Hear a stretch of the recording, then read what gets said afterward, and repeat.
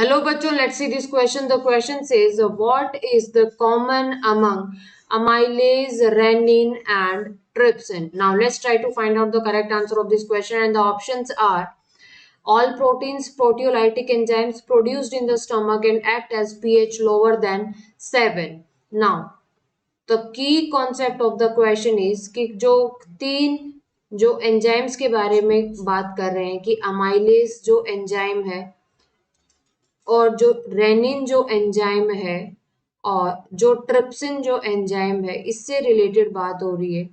तो देखो, तीनों ही तीनों जो तीनों की तीनों जो एंजाइम्स हैं, they are proteinaceous in nature. ठीक है, जो तीनों जो एंजाइम्स हैं वो किस नेचर के होते हैं?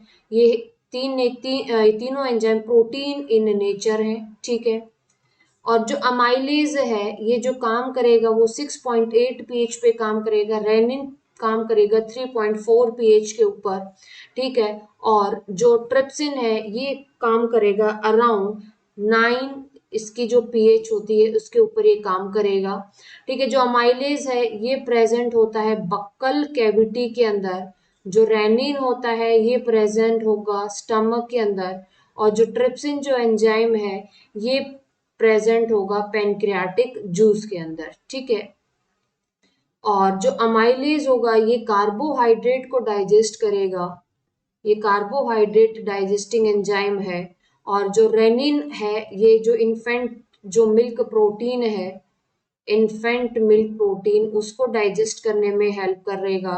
और जो ट्रिप्सिन है ये भी क्या है? एक प्रोटियोलाइटिक एंजाइम है। ठीक है, प्रोटीन, और ये भी क्या है? एक प्रोटियोलाइटिक एंजाइम है। Now let's try to find out the correct answer of this question. तो जो पहला है कि ऑल आर प्रोटीन्स, तो यही बात सही है कि तीनों की जो नेचर है, तीनों एंजाइम्स की जो नेचर है वो प्रोटीन नेचर होती है। तो यही हमारा करेक्ट आंसर होगा। तीनों ही प्रोटियोलाइटिक एंजाइम है। क्यों नहीं? क्योंकि अमाइलेज कार्बोहाइड्रेट को डाइजेस्ट करता है, प्रोड्यूस्ड इन स्टमक।